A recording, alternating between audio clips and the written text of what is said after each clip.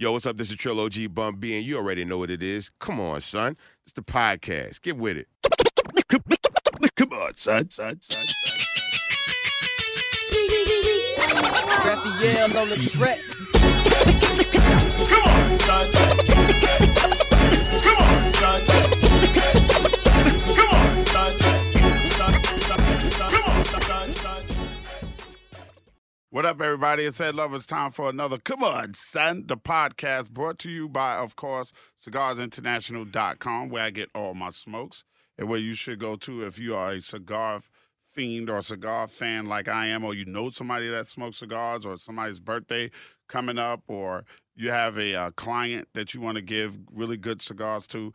Go to CigarsInternational.com, and you can get all your cigar needs. That's exactly where I get my lighters from, my cutter, my puncher, my case, and any new cigar that I want, just like the La Roma de Cuba Selección they just sent me. Torpedo size is a really great smoke.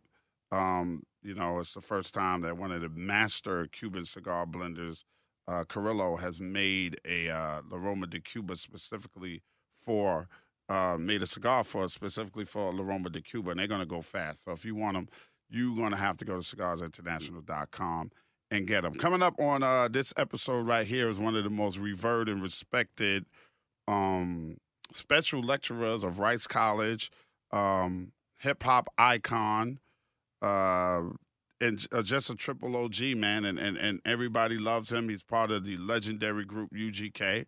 I'm talking about Bun B, the surviving member after Pimp passed on.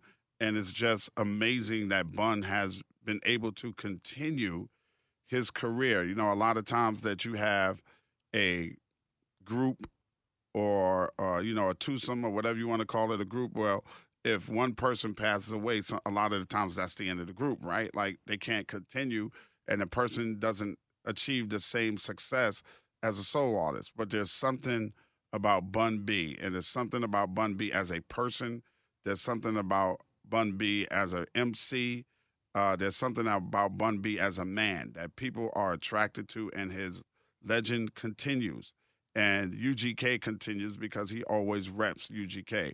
So for the next 48, 47 minutes or however long I got Bun B here to sit with me and talk, we're going to be exploring the career of Bun B.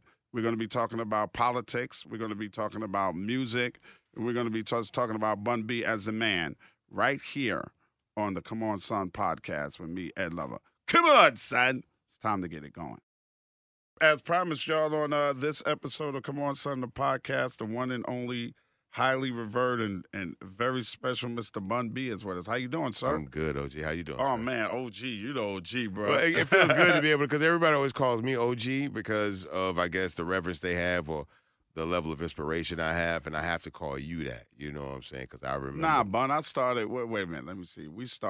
Dre and I started at 89. When did you start? I started in 92. Okay. First record came out in 92. All right, so I got you about a few years. So, yeah. So, no, but I do remember, man, the contributions that y'all made, man, and that being home, watching y'all, like, being a part of the culture, a part of the lifestyle, I wanted to be a part of that. Like, not just being, because I think when I first started maybe watching these shows, I don't even know if I was actively an MC at that time. Oh, wow. I just wanted in on the culture, but I couldn't draw.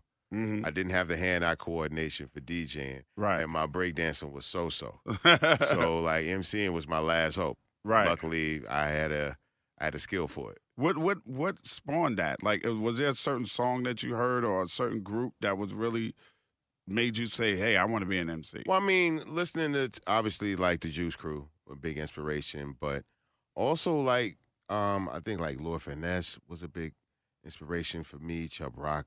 Do they know this? I don't know. I've Oh, never, wow. I gotta tell Chubb Finesse Rock was a next big time I see him. inspiration for me. Rest in peace, Heavy D was a big inspiration. And Heavy D and Chubb Rock was twofold, right? Really even threefold, I think, because one, they were dope MCs. Two, they were educated, right? Like Chubb Rock had a degree. That was a big influence for me. And then three, they were big dudes, but they weren't slouchy. They were fresh. They were clean, right? So all of those things had an impression on me at a young age. And then, like, skill-wise, it was definitely Lord Finesse, Coogee Rap, Big Daddy Kane, DMC. Those are the guys that, like, that's the aggressiveness, and that's how I wanted my voice and my flows to cut through the crowd. Mm-hmm. You know, what were your early steps like as an MC? Like, I mean, besides writing, what was your early steps to get yourself to the point where people started recognizing you for being an MC? I think in school, you know, like I battled, right, like consistently, like constantly. I cut through the crowd of MCs in my town very quickly. You know what I'm saying? Because I realized that was one way to just not only let people know you could rap, but to figure out who was better than you or who wasn't as good as you. And beyond that, man, information, right? I always read the local paper, but then I would also try to get like a New York Times or a Wall Street Journal or something like that. Mm-hmm. I always try to have some kind of periodical that I would read, like a Time magazine, you know. When I was younger, maybe a Life magazine, something like that, because I was interested in how the world looked and things like that. And then at a very young age, and which is a young age but still older than a lot of y'all, I'm from the era where they used to sell encyclopedias door to door. Oh, yeah. So my dad, that was a big thing for him, was to invest in buying me like a set of encyclopedias, and we still have them in my bedroom at my mom's house. Oh, wow. I still have my Encyclopedia entire set. Britannica. And I used to read, you know, I used to read things. I did book reports, cut stuff out of it and all of that. But it was always about information. I felt like if I had more information than the other MC, then I would have more of a pool of resources to draw from than anyone else would. Mm-hmm. Instead of just trying to say I'm fresher than you and I'm doper than that. If I wanted to go into metaphors, I would have more things to draw reference from. So right. I just wanted to know more than to do it in front of me. And I felt if I knew more, then all I had to do was learn how to rap, and then I would automatically be able to rap better than other people. I didn't understand that there was still skill and technique. It took more than big words to be an MC, right? Yeah. And so, and I grew into that, right? But I had the love for it, I had the passion for it, and I gave it everything I had. And then once I became like an artist in the music industry, then the dynamic changed because, you know, up until then, it was very little concentration on making money or worrying about the business. It was all about the skill and the talent. Then once you got in the industry and realized how much money was available and how much money was being made and how much money I wasn't making out of that money, then the rhyming became a small part of it. And then it became about information about the music industry. I don't need no more information about how to rap. We did that. Now let's figure out how to capitalize off of this art form. And how to make money off of it. Absolutely. Because the record companies are making money off of it. Yeah, everybody, record companies are making money. What was the outlets for rap? Were there in Port Arthur, Texas? Were there the bedroom, the club? There was no club. The courtyard. I mean, house parties. House parties. You know what I'm saying? We didn't really get like a club that people could actually like perform rap music in until after UGK had already come out and made music. Then it became more of a market for it. Because you remember the early days, you had to do a rap show wherever you could. So we weren't in House of Blues and these big clubs like that back in the days. We in the South, we was in VFW halls, and like we'd have to wait till after they finished playing bingo, you know what I'm saying? Right. To try to get a place because they wouldn't insure you, and then you couldn't just rap in the club like that. And even when they did have rappers in the club, they weren't really doing a lot of local. It wasn't until Rap-A-Lot came till they really started doing local. Until then, it was about bringing EPMD or Ice Cube or Shabba Ranks or all these different movements that were happening simultaneously in the country at the same time. Right, Luke and the Two Live Absolutely, crew. man. It was beautiful. Was there radio? Was in Port Arthur, Texas? Yeah, well, in Port Arthur, no. So what we would do, if you lived in a certain place and you had maybe a strong antenna, then you could pick up some of the Houston radio stations like Magic 102, which is now primarily R&B record, but it used to be like the dominant radio station at the time. Like you can't even say hip hop and R&B because it wasn't, hip hop and R&B. That's a new term as far as radio goes.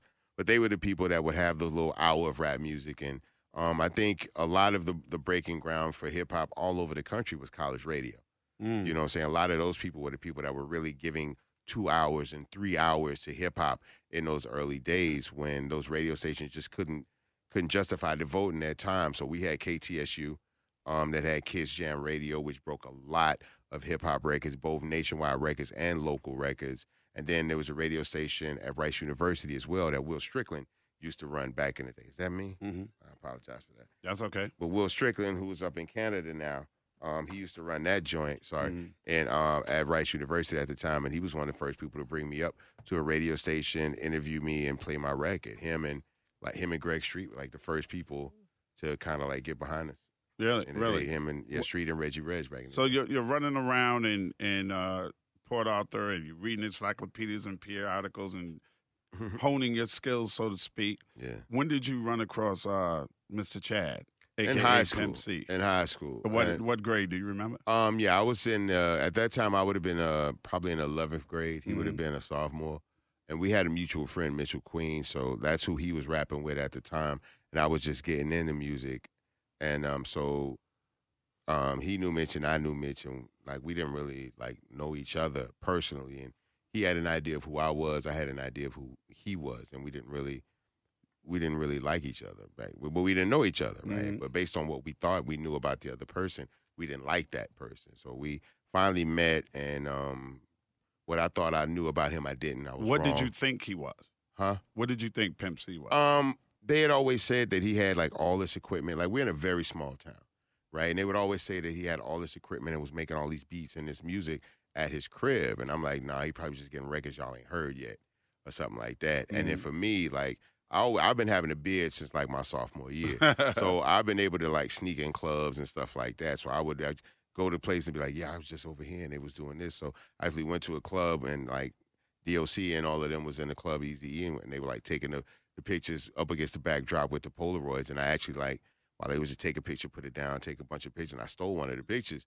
And I was like, yeah, I went to the party. He was like, you ain't went to the party. And I showed the picture. So what he thought he knew about me wasn't true. And what I thought I knew about him wasn't true. And it kind of intrigued us about the other person. And then we ended up bonding and we all ended up becoming a group. But then Mitch got a scholarship and decided to go play football. And that's how me and Pimp kind of ended up it being us. What was the name of the early group? The early group was called 4BM. Actually, before I was with Pimp, he and Mitch were originally UGK. Okay. That was their name. And then when we got together, I was in a group called PA Militia. And then we all got together and we became 4BM. Okay. And then when the other two members dropped out to pursue sports in high school, we got back together and then we just went back to that original UGK What name. was your backup plan? Or did Mine you was have college. So I had like a scholarship. And so my thing was I'm going to give this a year. And if it doesn't work, I'll just retake my entrance exam and then, just go on with life or whatever. And I signed my record deal. I graduated like on like May 31st and signed my record deal on like April 30th. To who? Of the next year, to Jive Records. To Jive Records. So I gave myself a year and signed my record deal in 11 months. But you guys had little deals in between before Jive. Well, we had right? signed with the independent label, like fresh out of high school. And again, this was just about seeing if we could actually put a record out. That's really what it was at the time. Because in 1991, nobody was getting rich, right? Russell Simmons wasn't who he was. Puff Daddy wasn't who he was. Leo, none of these people who they were. People weren't really getting rich off of rap music. They were making money and doing shows, but people weren't making the kind of money they were making now. So saying that from Port Arthur, Texas, that was going to be a career, even in my mom, when I told my mom told me I had to go. She kicked me out, Really? But even within myself, I knew that this was a reach. This was a stretch, right? This was a long shot. And I didn't even believe in myself as much as I did believe in Chad. Like, if it was just on me, I probably wouldn't have done it. But I believed in Pimp because the way you asked me what was my plan B, I had one. He didn't have one. It was music or nothing for him. And so because of that, I knew that this kid was going to give it everything he had. So I was like, I'm going to ride with him, and we're going to give it a year. And if it don't work, I just, go on with my life. Did you grow up in a single-parent home? I grew up with, initially, both my parents there. My parents divorced my 4th grade year. Okay. Then my mother moved and then remarried. So I definitely had a father figure in the house, somebody on my ass, right, teaching me about responsibility and stuff like that. Pimp as well. Pimp had, his parents were together. They divorced, but he still had his father in his life and his stepfather in his life. So. Right. So you both come from pretty solid backgrounds. Yeah, we were blessed. We were very blessed. Why was it music or nothing for Pimp? Because that was the only thing I think he really had a passion for in life. It wasn't that he couldn't excel in school and stuff like that. That's just not where his energy was. That's just not what he felt he wanted out of life. This music meant more to him than it'll probably ever mean to me. Oh, wow. And so like I said, even when I didn't believe in myself, I believed in him. And so that's what this really started about. We're going to make a record. I'm going to hold this dude down because this dude is going to make this record. And so I'm going to hold him down, and when he make it, I'm going to be right there with him. Right. And then we gonna see what happened from there. Right. So you go from PA Militia, and then there's 2 other members of the group. Yeah, Mitch and Jalon. And they leave. Yeah. So now it's just you and Pimp. Y'all Yeah. continue to make music? You go in the studio? Are you working on a 4-track? Like, where's this money coming we're from? pre-producing at the house. Like I said, Pimp's family was affluent for Port Arthur, for where we lived at. They own like a lot of vending machines in the country. In the county. And I would so Pimp's family owned vending machines, right? So like in high school, Pimp had a Sam's card. So we would go to Sam's and we would buy like a bunch of candy and then go to school and sell the candy at school and flip the candy like that. Then my mother was like a nurse. She would do like home health care for invalids. So I would go and like babysit invalid people at night and make money for that and bring all of that to buy more equipment and studio time and stuff like that. Oh, wow. So you guys were dead ass serious about what you were doing. It was and then every dime that you made, every little bit of change you had went to the studio and equipment and trying to pursue what we was doing. And then when we needed more money than selling candy to provide, we started selling other things. Right. You know? So you hit the streets to get yeah. what you needed. So what the stuff that you're talking about and the music that you started to create and that kind of stuff was coming from experience. Yeah. You know, from like firsthand being out on those corners, like active in the game. You know, I don't want to get too specific about things. Well, is the statute of limitations up now, Bun? Well, I guess so. I mean, you know, I just a force of habit. These are not things that we're used to talking about, right? But no, that was our reality at the time. You know, but we had a purpose. We had an end game. And I think that's kind of why we were able to do what we did and get out, because it was never about, you know, hustling for the sake of hustling. Like the only reason we were doing what we were doing was to try to get to a certain place, get what we needed to do for our movement, and then the music should take care of everything else. So I don't want to just be out here selling dope to sell dope. If we're going to sell dope, then let's have a plan, some kind of structure to it, right? If we're going to do something stupid, then let's be as smart as we can about it, you know? And that's kind of what we did. And once we got what we needed, we never went back. And luckily, people supported the music, and we didn't have to go back. Right. So you put out your first records on small independent labels. Yeah, Big Time Records. Big Time Records. Were you getting any play at all on the radio? Yeah. So that was the crazy thing about the first single we did, Tell Me Something Good. We had already signed the deal with the record company. We had recorded the record. Who did the track for the record? Pimp C. Okay. Was it? Tell Me Something Good. I automatically think of Rufus and Chaka Khan. Okay. But that was the chorus, but we rapped to Summer Breeze by the Isley Brothers. Okay. So that's what the verses was Summer Breeze, and then the hook was Tell Me Something Good by Rufus and Chaka Khan. And so they used to have a radio show in Houston called Houston Home Jams. And for 2 weeks, every day, they would have a local artist send a song, and they would play the song, and then people would call in and say whether or not they liked it or not. And whoever got the most likes at the end of 2 weeks got the chance to get their single pressed up at RPM Studios. So we got in on the last day of one of the rounds of it, and we ended up winning. But then because we were already signed and the record was getting pressed up, we got disqualified. Oh, wow. But people kept calling the radio station wanting to play the record. So the radio station kept playing the record. Eventually, we put it out, and like the guy that signed us had a record store in the flea market. So I worked at the record store in the flea market. So before I even put my record out, people would come up, yo, what you got new? Yo, we got this DJ Quick. Yo, we got this. You know what I'm saying? Right. Got this new Buju Banton. Like Shabba Ranks or something like that. Some dance hall stuff. And then like when my record came, they come up like, yo, what you got? Yo, I got this new group, UGK. And I play a song, but I like that, man. Let me get that. And then they'll come back like 3-4 days later. Man, you ain't tell me this was you, man. You know what I'm saying? And so, you know, and then we had a good relationship with wholesalers and one-stops because we were a record store. He had a record store. So once he let them know he had a record, you know, we went and like played the record for people, and people liked it, and they started ordering it. And what happened was when we were out the same week that like Crisscross dropped. And Crisscross, so the album, Crisscross dropped the album, and we outsold them in Houston that week, right? So they were the #1 record in the country, but all of a sudden, it's not the #1 record in Houston. So then that started like a little bidding war for UGK, and Jive ended up kind of winning it by default because we were. What do you mean? Well, so people started calling and be like, yo, we want to sign y'all. We got $40,000. Like the first call was like Warlock Music. You know what I'm saying?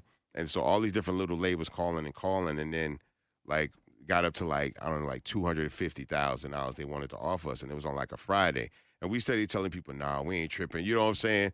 And so then Saturday, nobody calls. And then Sunday, nobody calls. We get nervous because we don't know anything about the music industry or anything. So we think people have lost interest, and we think we overplayed our hand. We don't realize it's the weekend. Record companies are closed. You know what I'm saying? So Sunday night, we like, yo, whoever call first Monday, we just gonna sign. Like if anybody call Monday, we gonna sign. And Jive Records called. It was the first record company to call that Monday morning. We were like, sold. Done. Did you make any money from when you was on the other label, the independent label? Were you guys making any money? It was or were you doing funny. shows? I mean, it was independent. We were doing shows, but I mean, like bottom of the barrel, 500,000, 1,500 probably by the time we signed the record deal. I got like a $15,000 advance. I went straight to Jamaica. Bought like a bunch of bottles, but I never ran with a bunch of people. So it just kind of was me at the club with a bunch of bottles. And it wasn't even a club that had like bottle servers at tables. So I'm just literally on the stage like with a bunch of bottles. Like and then different people come up like, what you doing? Like, yo, we just signed a record deal. Like, right. This is your Jive deal. Yeah. Okay. You got how much on 15 grand. 15 grand on your first Jive deal. Yeah. That's not your recording, but that's recoupable $15,000. Oh yeah, no, I gotta pay that back. Did you know anyone at Jive Records at all? No. Had y'all submitted any music to Jive? No, we didn't submit anything. Jeff Sledge and Sophia Chang, kind of like, you know, Herbs. You know, that was their thing, which is still Jeff Sledge's really big thing about him is that he knows how to watch markets and watch these small movements that are making big noise regionally, and that's kind of how we got on the radar. And then it just kind of went from there, like them reaching out, and we like, what you doing? And you know, like I said, they was the first one to call Monday morning, so it was really like, you want it, you got it. After Jive, did anybody else call after Jive that you was like, damn, we should have waited?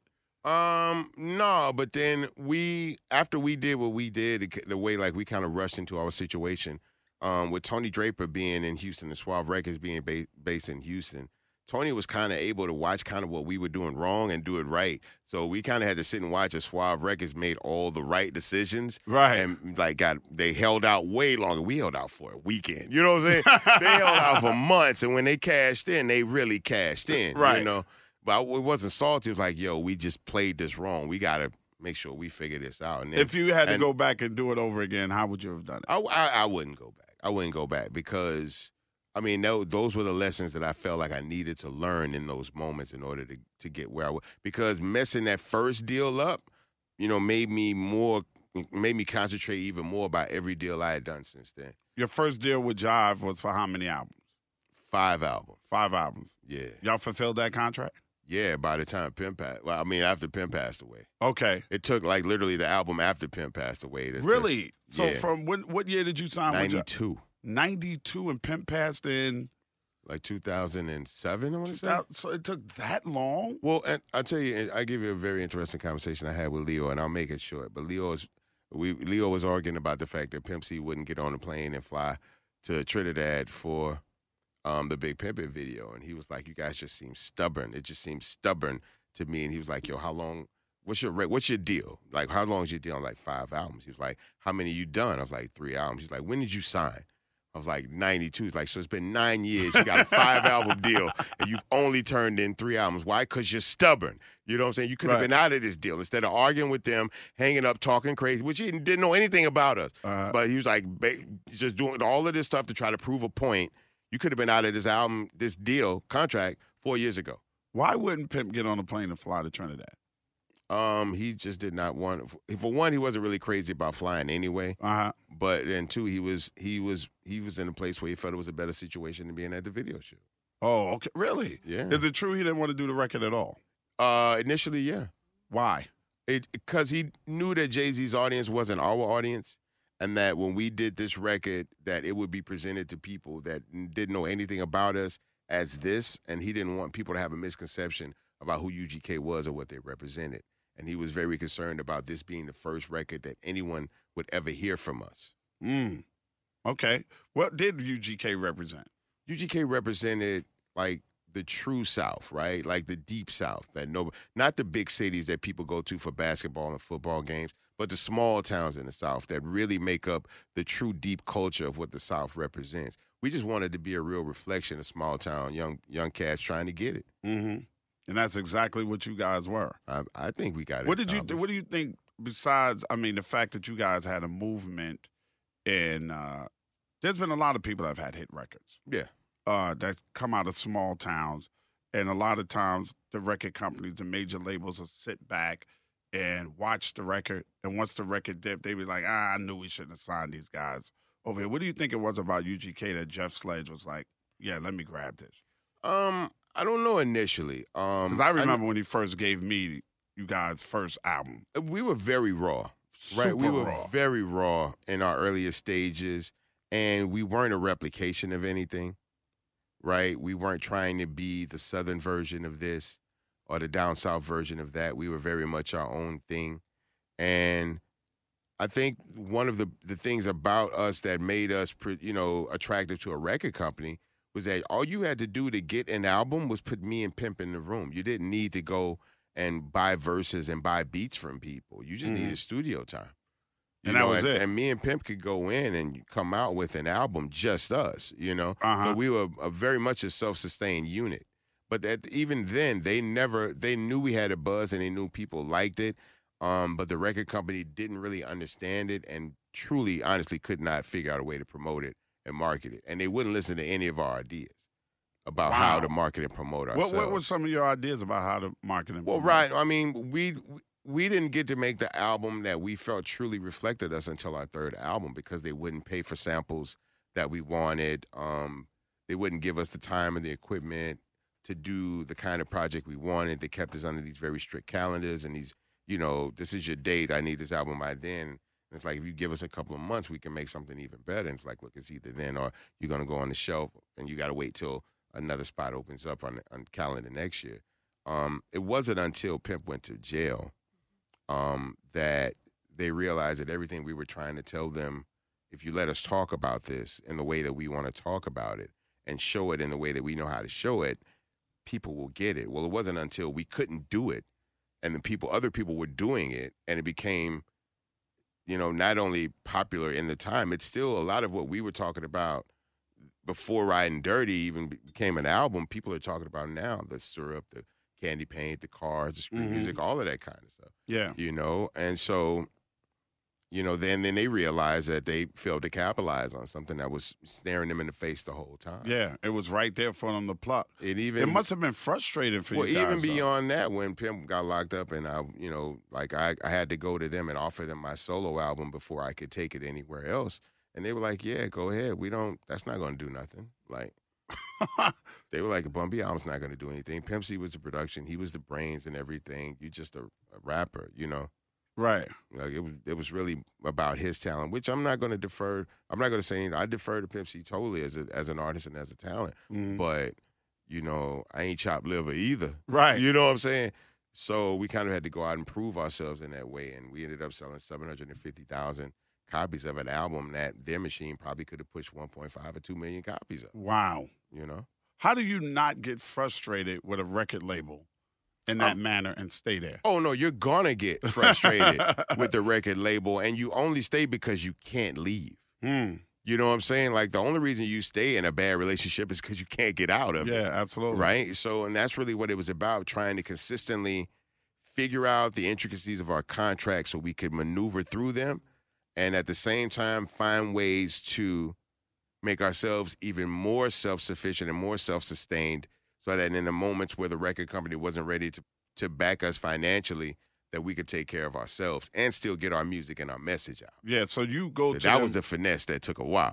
that was the one. That's something that you had to learn. Yeah, about how to get these features, how to have them mad enough at you to where they don't want to put you out, but not mad enough to where they won't clear features and production and stuff like that. Right. And then once you get in that space, then you maximize the side hustle, right? And you promote yourself as a person that can make beats, like Pimp would make beats for you. I used to ghostwrite for people, write hooks for people. Right. We would do features and all of those little things while financially, working out for us, we didn't even realize we were creating buzzes. Instead of having a national record that was making noise in all these big markets, we had these very strong regional records that were connecting all of these little different places, and it just kind of just built up more of the mystique of the group and ingratiated us in these small markets that we wanted to connect with more than anywhere else anyway. Mm-hmm. So it just and being the underground kings, not being a part of the system consistently, falling back, doing more independent stuff than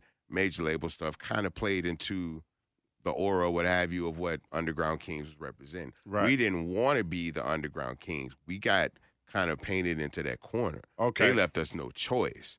So we started with a name that sounded cool, but eventually actually grew into what the name stood for. Wow. So you guys wanted to be just as big as any other rap group Yeah, that was out there were many opportunities that the record company either didn't allow us to do or just simply told people we didn't want to do, like Sprite commercials and all kind of shit. Really? Yeah.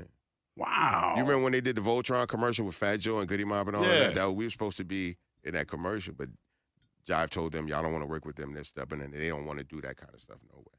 Oh, wow. So they just blowing your opportunities for you right out the window. Yeah. But in retrospect, it kind of worked for you because you did become the underground king. Yeah, and it kind of forced us to be able to fend for ourselves. But then again, it played into the mystique of what the name was, and we kind of ended up. It hurt a lot, and it was not easy, but it all ended up making all the sense in the world when it was all said and done. Yeah. Did the song Big Pimpin' put you guys on the national? Absolutely. It was a 1-2 punch too. Like, don't get me wrong. Big Pimpin' was the biggest record of the year, period. Right? So it's not just the biggest rap record. It's not just the biggest record playing on hip hop and R&B stations. It's the biggest record on every format, probably outside the country or whatever, but it's the biggest pop record, the biggest dance record, the biggest club single, all of these type of things, you know what I'm saying? So it's exposing us to a market that doesn't really know us at all or really hasn't had a chance to see us, right? At the same time, we had Sippin on Sizzurp with 3 6 Mafia. Right. Which was the biggest street record, which was right in our demographic, right? Right in pocket with everything that we were doing. So it wasn't like we had went off and done some other shit and that's where we were going. We were very lucky to have both of those records out at the same time and actually kind of be the best of both worlds. Having this newfound, not just success in America, but that became my international calling card, right? That became the whole basis of me getting a lot of the international shows that I was able to get after that point. But then also a record like Sippin on Sizzurp with a group like 3 6 Mafia, just really not only locking in street music and that underground thing, but just the South, like two of the biggest movements in the South coming together, making that kind of a record over something that everybody, even people in the South had to figure out, what is this? Right. Right? Because Houston people know, Memphis people know, but nobody in between really knows. So then it became this whole thing of trying to figure out what Sizzurp was. And we just had this 1-2 punch, man, that it changed everything. It deepened us with everybody that had already been riding with us. And then at the same time, the other record opened us up to these new markets and opportunities that were never before us. Let's talk about these records for a minute. Let's start with Sippin' on some Sizzurp. Who came to you guys with the idea of doing this record? And out of all the records you could have did, why did you accept to do this record? That was a 3 6 Mafia record that came to us, and that was part of 3 6 Mafia and UGK creating a group called Underground Mafia. Oh, wow. So it was a Super Bowl weekend in Atlanta when we recorded it. So we did 2 songs that weekend, one for their album, which was Sippin' on Sizzurp, and one for our next album, which was called Like a Pimp. And so these were the first 2 songs that we were experimenting in for this group that we were getting ready to perform. How did that, whose idea was that? How did that That's come Chad and Paul. That's Chad and Paul. Oh, so they just hooked up and said, man, we need to get together, Pimp C man. and DJ Paul, like, man, we need to do a group together. You know, we talk about the same stuff. And again, it's a group that you put us 4 in the room, me, Pimp C, Juicy J, DJ Paul, and you have an album. Right. They're going to make all the music between themselves. We're going to write all the rhymes, and you get a product that we know that we can do. We did those 2 songs in one night, so we know we could do an album in a week. It's not a problem. Wait a minute. Y'all did both of those songs in a night? Yeah, in a couple hours. Wow. Like, not even like a long night. Wow. Like, with enough time for them to go to the club after. and just go do your thing. So Yeah, it was Super Bowl weekend. right, so we yeah, weren't I was finna- here. I was here, for But that it was Super Bowl iced weekend. out. Like we felt like, because Pimp lived up this curvy driveway and up this hill, and we had to like do like a human chain to like get up the hill, and I fell and hit my face on like a ice covered driveway. My face was frozen for like 2 days. Wow. It was crazy, and because that was a really crazy weather in Atlanta. Yes, it was. Really crazy weekend weather-wise in Atlanta. And despite all, and that also was crazy because that was actually supposed to be when Pimp and Jay-Z was supposed to do, I think, Big Pimpin' and all of that around that time too. Because remember Jay-Z was supposed to come to to Super Bowl weekend and record at Pimp's house, but he had court that Monday morning for the unstabbing. Yeah. So he was like, and the weather was crazy, so he's like, I don't want to go to Atlanta and get stuck. Right. And I got court Monday morning, so. Wow. Who approached you guys about Big Pimpin'? Hove reached out. Really? Was he Yeah. a fan of the music? He knew about you guys? Yeah, he had known, if I'm not mistaken, I think Clark Kent had given him like an introduction in the UGK. And he had reached out to Pimp previously for a song, but they didn't get to record that one. And then he reached back out for Big Pimpin'. And Chaka Zulu kind of connected him with us at the time. And that's kind of how it all kind of came together. Thoughts the first time you heard the beat? I wasn't even concerned about the beat or anything. My thing was, I get to rap against somebody of real rap reputability. So I get to put my skills, everything that I've been talking about, everything we've been saying about this, you finna rap next to the best right now. Right. So I don't care what the song about, the beat, or none of that. Get me in the booth.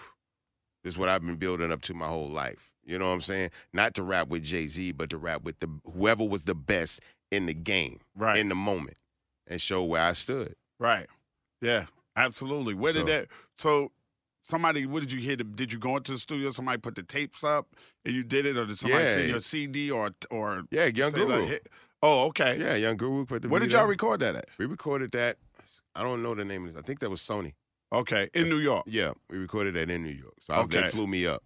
All right. Went to Rockefeller. They had a bunch of they had just got like their Rockefeller Air Force Ones in, so they had like 60, 70 pair of them in the office. They asked me if I wanted a pair. I didn't really wear uptown, so I was like, no, good. Oh, Bun! I remember the Seriously, it was crazy. And my son was could not believe that I didn't come back with those shoes. Like, yeah, I can't believe it. because I was either. in the sneakers and everything, but I didn't particularly wear uptown, so I knew I wasn't going to wear them. And I didn't really like to get shoes I wasn't wearing. Okay. All right, so they fly you up to New York. Both of you and Pimp? No, Pimp wouldn't go. Why not? He wouldn't go. But he still did the verse. So you did your verse before Pimp did his? Yeah.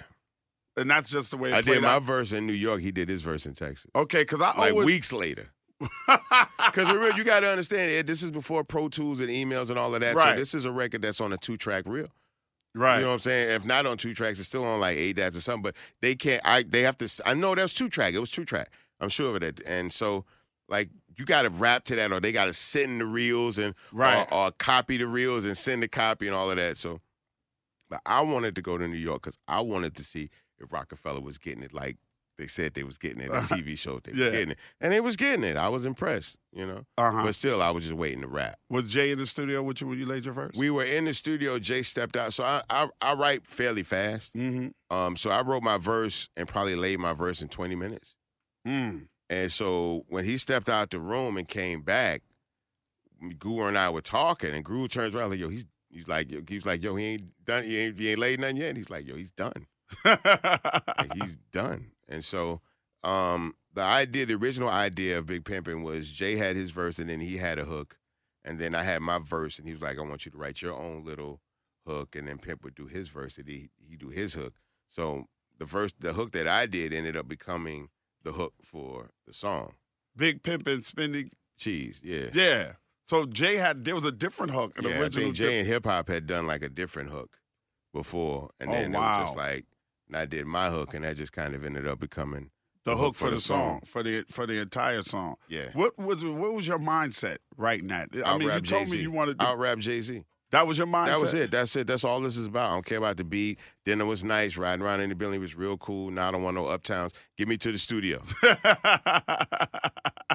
Let me show you what this young boy from Arthur can do. This is what this is all They about. say a lot of people have certain people in mind when they rapping like that, when they going hard. Was there anybody in particular in mind you was thinking about when you said go read a book, you illiterate son of a bitch?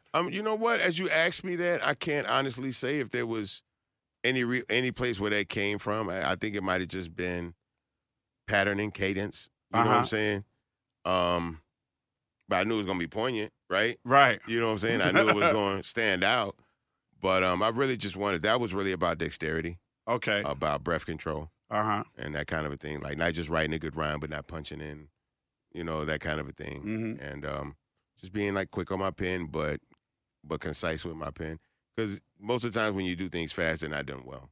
I like to be the alternative to that I can do things at an expedited rate and still give high performance. Why did it take Pimp so long to do his verse? Again, he was just concerned about what could be a potential misconception about who UGK was. And again, this was always Pimp's baby. Right. Right? I was always just really along for the ride, holding him down. So Pimp would be like, this is what we are, this is what we are. And I'd be like, yeah, what he said. Okay. You know what I'm saying? And it's whatever y'all want to do about that. So this was a different scenario. This was about, okay, this is the moment that we've been saying Bun B is a great rapper. He's a lyricist. He can hold his own with anybody on the mic. Well, there is and will not be a better opportunity to prove that than right here, right now. You know what I'm saying? And so that's all I thought about. It was just like, I'm finna go in and just rap my ass off. And I would imagine that Pimp's thought process was, I'm gonna be Pimp C on this record. I don't give a fuck if it's Jay-Z or Biggie or whoever else. I'm just finna do what I do. I'm gonna do what I do at the Holly Browns at the mall. What y'all know about them Texas boys? It was okay. Big Pimpin lyrically is as pure representation of UGK as you can get. Yeah. Right? Like me as a rapper, him as a him. Him as Pimp. Right? You couldn't pick lyric. Take the music away and the grandeur of the song, the video, and all of that. And you think of the words and the word play, you don't get a much clearer representation of Bun and Pimp than you get in our performance on that record. Yeah, absolutely. And that's why I think it goes as far as it does, because it's not us trying to be something for this record, right? If we're going to be here, we're going to be who we are here. And it actually worked. Yeah, it worked quite well. Now, after the unfortunate passing Don't worry, babe, we're going to get to dinner. Unfortunate passing of Pimp, why, a lot of people can't survive without that other person. How have you managed to not only survive, but to flourish? Well, I'll be honest, right? It hadn't been fun for a while. It's just beginning to become fun again now. Right? But I got to get up and go to work, right? And this is my job. This is my career. So even if I don't feel good, I would be far from the only person getting up in the morning going to a job that they're not crazy about. But I get paid way more than a lot of people that feel like that about their job. So, and I have a wife that, that does not allow me to sit around and feel sorry for myself and that kind of stuff. So we just get up and do what we do. We do what our parents do. We get up, we go to work. We do our job the best that we can. We don't complain about the job we got. We just do the best we can with what we got. And it ended up kind of paying off. And, we ended up getting to a position where we don't owe any record companies any money. We don't owe them any songs. We don't own them any albums. And we don't owe anybody anything publishing-wise. And everything I got now is I have everything back in my control. It's like starting from square one, right? So now, knowing everything that I know about the music industry, after being through everything that I've been through, do you still want to do this? Right. Because right now you can wipe your hands clean and have, a legendary career, some would say. Right. So now it's not about doing music because you have to, because it's a financial obligation to a record company or to a publishing company or some kind of entity, right? We're in a position now to make music because we want to, not because we have to. Tell me about the new music you got coming. The new music is amazing. This is my fourth solo album, but it's really the first real solo representation of me. My solo career came as a necessity with Pimp being locked up and that kind of thing. I was in the best group in the world, greatest position I could possibly be in. So I never had any wants or needs, or aspiration to ever be a solo artist. I became a solo artist because of necessity, because of the situation. And so my whole solo deal and the albums that came of it was about Pimp C going to jail, Pimp C passing away, having extra records left at a record company. You know what I'm saying? Mm-hmm. This is the first time where I get to create a body of music purely from my own point of view and the way that I want people to see me, right? Mm-hmm. And so that made it interesting again. Okay. And the process of going out and doing it, and to have an album so personal that I'm not holding on to is amazing. Like, I'm very, very like serious about maintaining, you know, the integrity of the brand and the music and myself. And now I don't have to hold on to that as much. People know a lot about me, so now I can just kind of talk about things like I want to. And I want to have the artistic freedom that I feel I need in order for people to really feel me, because they need to feel me, because I feel like I'm in the same place that everybody else is in right now. You know what I'm saying? And what place is that? Just trying to figure out tomorrow. Okay. You know? And it's not a money thing, because those things are proportional. You know what I'm saying? Like, I'm as broke as the man under me, and probably as rich as the man in front of me. Right. So I can't worry. That's not going. Money is not going to solve everything, right? So if I just think all I need is to get this and it's going to be okay, I've been here long enough to know that don't work like that, right? So we've got to find different levels of happiness. We've got to define success differently, right? And so we've got to look at how we go into all of these things differently to get things out of it differently, right? So I'm finding myself trying to break out of this mind state of find a date on the calendar to put your album out and stick to it, and, you know, all of that kind of stuff, right? And in order for me to have this artistic freedom that I need to make the music I want to make, I got to let go of everything else. So being a person that who for many years never had the opportunity to market and promote himself in the way that he could, or the way that he felt he could, and to see success be marginal because of that, and then finally get to a place where you can promote and market yourself exactly like you want to and find great success in that, right? So now it's like, I'm redefining success. So I'm redefining what freedom means for me as an artist. So I'm letting go and worrying about how we're going to sell this and how we're going to promote this and all of that. I just want to make good music. Just good music. You know, and again, I have these spurts of inspiration where I think we should do this or I think we should do that.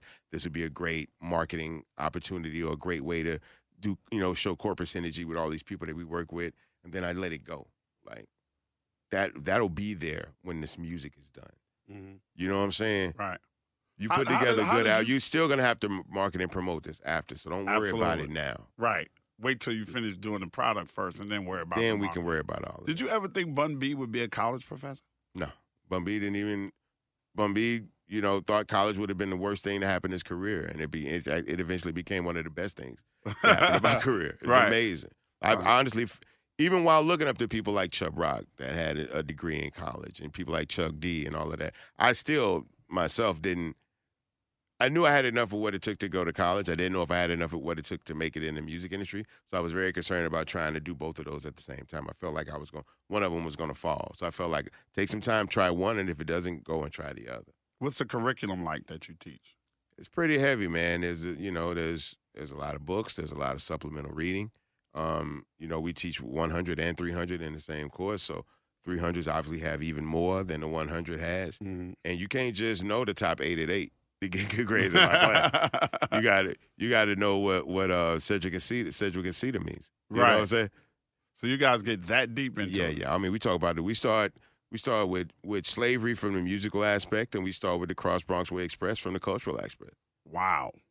So y'all really do get deep. Before we even talk about a party, we got to tell people how, you know, as far as the culture, what were the circumstances within which this culture was created from.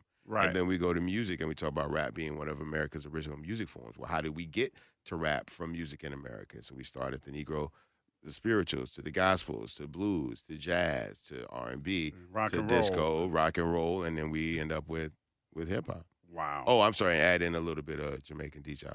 Oh, you got to add that Jamaican in there. You have to add that. Yeah, if you don't have the Jamaican DJ call and response, then you don't have hip-hop as we know it. Absolutely. Without the shadow of a doubt. Just being real. My producer tells me that Bun B, you're a foodie. That's why my wife is looking that's at why me your wife trying to looking get at out you of like here and get some you good crazy food right now. down. She want to get some food. She told me you did you got to eat this with Premium Pete. Yeah, we have a food blog. YouGottaEatThis.com. Really? Yeah. You have a food blog? You got to eat this.com. YouGottaEatThis.com. So what do you do? You go different cities, different places? Yeah, and we just try to find things that we think would be interesting for people to eat. Not the common things that people would eat, but different takes on traditional different takes on traditional dishes and something like that. Like not just a regular burger, but like a crazy burger or something that doesn't necessarily wouldn't technically qualify as a burger, but prepped in that way. So, and then as you get more into it, people are like, man, I'd love to try that, but I'm gluten free. And then so we started gluten free spots and recipes, and then we created what did you eat today? You know what I'm saying? So people could upload something, email it straight to us, and then it will post automatically up on the page and show what they ate and where they ate it at. So we never did it for money, and probably the most I ever made is $5 a month off of it. But it was just something that we was like, yo, if we do this, if we start telling people all the good food spots where we know, they gonna start telling us, and then we gonna know where all the spots at.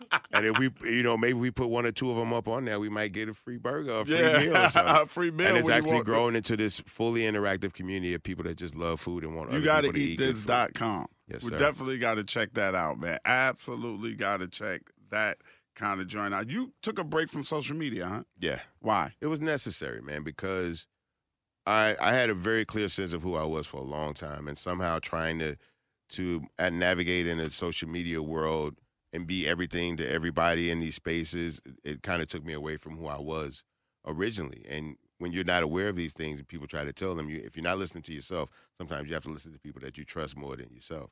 And that's what happened, man. I just became a vision of myself that no one around me could recognize anymore. And it's not about, it wasn't even about the fact of just being on social media and doing different things in the space. It's about becoming idle, right? And just not being the best version of yourself and not being productive and taking time away from the things that you need to be concentrating on and the people that you need to be concentrating on because you're trying to look good in this picture and you're trying to promote this kind of image, and you find yourself looking at a picture and then there's an ad and you go look at that ad and you find yourself deeper and deeper down in a rabbit hole. And it was just something that for me in the time that I couldn't manage and I couldn't control, and it was going to cost me more than followers.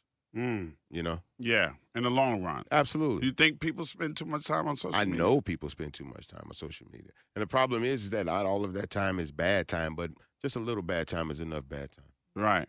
I'm not saying that everybody is doing things they shouldn't be doing on social media, but everybody that's on social media probably spends more time looking at things or being focused and nosy about things that they probably really shouldn't be in the first place.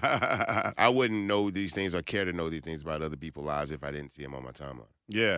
Yeah, absolutely. And my life would be just fine without it. Yeah. And I find that now we got people that they just, any dull moment, any quiet moment, they're on that phone. Like they have to go to the phone and see what happens. I think we believe that every time someone picks up their phone is for social media, and that's not true. Right. I move in a lot of different social circles, and a lot of people are actually answering emails and texts and handling a lot of business. But we do spend a lot of our human interaction through phones. We text more than we talk. We email more than we text. Absolutely. So we have lost a level of human communication and communing based on these devices. And they don't get me wrong, it's convenient to be able to, if you need to send somebody a song and you got the song on your phone, you can just send it. Because you used to have to go all the way to the studio, find out when someone's going to be in, have them pull up the tapes, play all. It's a lot. There's a lot of things that are easier because of these phones. But easier doesn't always mean better. You know what I'm saying? There still should be some kind of chase and the quest for knowledge about things. And Googling something is not a quest for knowledge. Somebody go to the library. It's a way to get a quick answer for what you're looking for, but it's not a quest for knowledge. And it's not always the correct answer. It's not a quest for knowledge of which. Imagine if your 12-year-old son wanted to know about sex, like in a very true, genuine, real way, and they go on the internet and they type in sex. They're not gonna get anything biological. Right. You know what I'm saying? Yeah. They're gonna get 18 million porn sites. Right. Before they get to a biology book or anything like that. You know what I'm saying? So again, like I said, people use these things a lot of times with good intentions, but there's so much bad in it that it's very hard to not get caught up in a little bit of it at some point. Bun, and a little bit of bad just is too much bad sometimes. A little bit of bad is too much bad sometimes. Your wife is looking at me like she want to stab me in my back. She's so hungry, so I'm going to let you Because we go, try to bro. get some good Jamaican food. All right, and, well, and go it's ahead. only one place. In Monday, there's no Jamaican food open on Monday, nowhere. So it's very hard to find good Jamaican food on a Monday, and there's one spot left, and it closes in 20 minutes. But go. But if I call it in, then I'm good. Okay. If I call it in, if I can get there, do you want to tell me the name of the spot so I can get me some Jamaican food too? On a Monday night? Yeah, Mangoes. Okay. I know what Mangoes is. Absolutely. Am I 20 minutes away from Mangoes? No. You're way less. Perfect. Bun, I love you, brother. Yo, thank Appreciate you spending some time with me, y'all. Thank you I love seeing people like you and Slay who stay in the culture, right? Who find other ways to move from one outlet or one platform to another, still being true to yourself, still being true to the culture, and still giving back while you receive, man. And that inspires me to do, not just be an MC, but give whatever it is that hip-hop is giving me back some kind of way. And it's a reciprocal because hip-hop, you love hip-hop, hip-hop loves you back. Absolutely. All day, every day. I see it. And next time I see you, I have some cigars for you. I'll have some Jamaican food for you. Okay, my brother. Bun B in the building with us, man. It's the Come On Son podcast. I'm Ed Lover. Y'all know what it is. Until the next time, y'all be well. Now get the fuck out of here with that bullshit. Come on, son. This Ed Lover podcast is being done in conjunction with Cigars International. Make sure you check out cigarsinternational.com for all your cigar needs. This episode of Come On Son, the podcast, is produced and engineered by co-executive producers Kimana Paulus and Krista Hayes. Recorded at Mean Street Studios in downtown Atlanta, Georgia. This is an official Loudspeakers Network podcast. Network podcast. Network podcast. Network podcast. Network podcast. Network podcast. Network.